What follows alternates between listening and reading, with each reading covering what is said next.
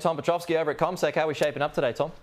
Pete, we're going to kick off in negative territory, which is a familiar theme for local investors. We took quite a knock yesterday, down by 1.2%, but today at the open we'll be down by a little under 0.2 of 1%. It was a very volatile session on US markets in the final stages of trade, owing to the fact that it's one of the most important days of the month, in that the US Federal Reserve was announcing a policy decision. Unsurprisingly, they left rates on hold for a sixth consecutive meeting.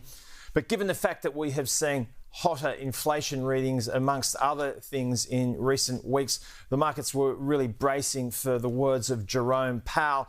And initially, they were soothed by what Mr. Powell had to say, and we saw quite a decent rally. The S&P 500, for example, was up by more than 1%. It came back thereafter. The bottom line is that you didn't see an aggressively hawkish pivot from the US Fed.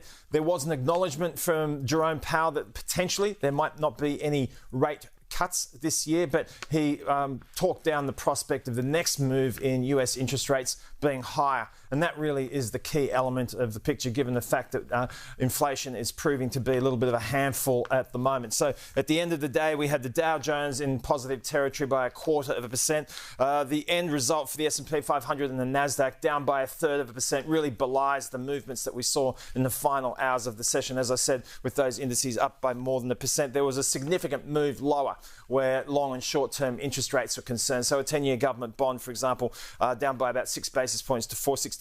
Today, look out for oil prices, Pete, in the energy sector. We saw oil prices down by more than 3% overnight. A bigger build in US oil inventories and the diminishing risk premium in relation to the Middle East factors there. And we've also got an update from the NAB to look forward to, so that'll resonate with financial stay.